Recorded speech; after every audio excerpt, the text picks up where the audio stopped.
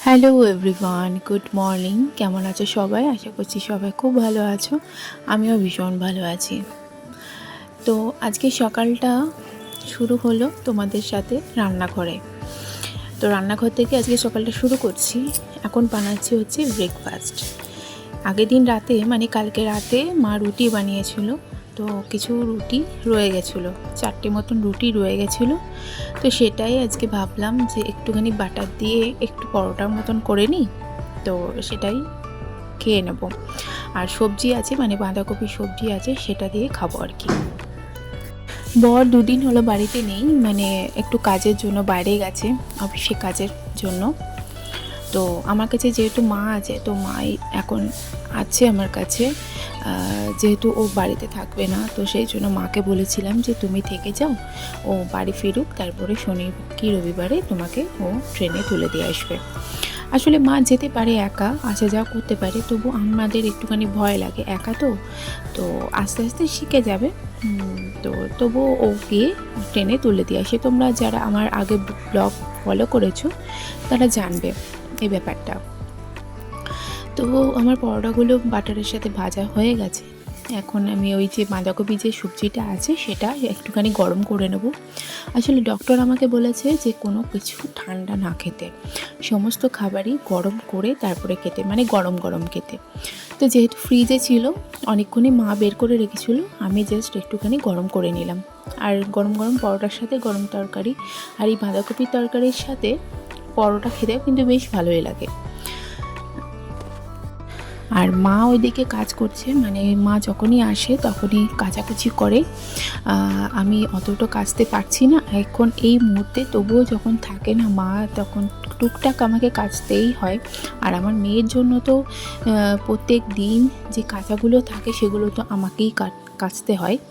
প্রত্যেক দিনই ওর জামা কাপড় কাচা থাকে। আর এখন যেহেতু শীতকাল, মানে শীত চলে গেছে, তবুও এখনও ওকে মানে শীতের জামাই পরানো হচ্ছে, মানে সোয়েটার না, এই ফুল স্লিভ যেগুলো ফুল জামা প্যান্ট এগুলোই পরানো হচ্ছে। তো সেইগুলো ও মাঝে মাঝে ভিজিয়ে ফেলে, তো সেই জন্য কাচাটাও বেশি জমে যায়। তো এই যে এখন আমি খেয়ে নিচ্ছি, প্রায় 11:30 মতন বেজে গেছে। আর মা থাকলে জানো তো কাজ বাজ তো আমাকে ভীষণ করতে হয় না, মাই সমস্তটা করে, কাচাকুচি করা, তারপরে বাসন ধোয়ার জন্য তো কাজের দিদি আছে আমার, তারপরে রান্না করা সমস্তটাই মা করে। তো আমি একটুখানি শুয়ে বসেই থাকি, একটু রেস্ট হয়। আর যেহেতু এখন 6 মাসে পড়ে গেছে, তো আমারও ভীষণ কষ্ট হচ্ছে, কারণ শরীরটাও ভীষণ খারাপ হয়ে যাচ্ছে। আর তোমাদেরকে একটা কথা বলি, আমি কথা বলতে বলতে একটুখানি মানে হাঁপিয়ে যাচ্ছি। এটা এখন আমার সাথে হচ্ছে, কারণ যে কোনো খাবার খেলে তারপরে বেশি কথা বললে আমার ভীষণ দম লেগে যাচ্ছে। ঠিক আছে, তো তোমরা এই ব্যাপারটা একটুখানি মানিয়ে নিও, ঠিক আছে? বুঝতেই তো পারছো যারা মা হয়েছো, এরকম সময় এরকম একটু একটু হয়, একটু দম লাগে। তো আজকে সকাল থেকে না ভীষণ মেঘলা ওয়েদার ছিল। আর তারপরে টিফিন খাওয়ার পরে দেখছি ভীষণ বৃষ্টি নেমে গেছে। আজকে সারা দিন বৃষ্টি হয়েছে। তো ওয়েদারটা ভীষণ ভালো আবার খারাপও, মানে এইরকম ওয়েদার একদম প্যাচপ্যাচে, ঘর দিয়ে জল উঠছে, কিচ্ছু শুকাচ্ছে না। আর মা তো দেখলে বললাম সকালে কাচাকুচি করেছে, কিচ্ছু শুকায়নি, সমস্ত কিছু বাইরে ভিজে ছিল বলে আরও কিছু তোলা হয়নি।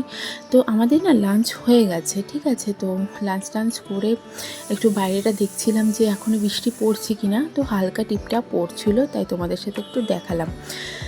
তো এখন হচ্ছে সন্ধ্যাবেলায়। তো আমার বর অফিস থেকে চলে এসেছে, মানে কাজ টাজ বললাম না বাইরে গেছিলো, তো সেখান থেকে রাত্রে আজকে ফিরেছে। তো ও ফিরেছে বলে ও বলছিল যে আর তো শীত চলে গেল, তো মটরশুঁটি কচুরি খাবো কদিন ধরেই বলছিল। তো কিছু মটরশুঁটি ছিল, মানে কড়াইশুঁটি, তো সেটাই আজকে রাতে বানানো হচ্ছে। এই যে মা আটা মেখে দিচ্ছি, আমি পুরটাকে বানিয়েছিলাম, তো সেটাই, ঠিক আছে? আর তো আজকে রাতে এটাই ডিনার করা হবে। তো চলো আজকের এই ছোট্ট মতন ব্লগটা তোমাদের সাথে শেয়ার করলাম। জানি খুবই ছোট্ট একটা ব্লগ হয়েছে আজকে, কিন্তু কিছু করার নেই, এটাই আজকে তোমাদের সাথে শেয়ার করছি। পরবর্তীতে আবার খুবই ইন্টারেস্টিং আর রিকোয়েস্টেড ভিডিও নিয়ে আসবো, তোমাদের সাথে কিছু কথা শেয়ার করার আছে আমার। তো ততক্ষণ সবাই খুব ভালো থেকে সুস্থ থেকে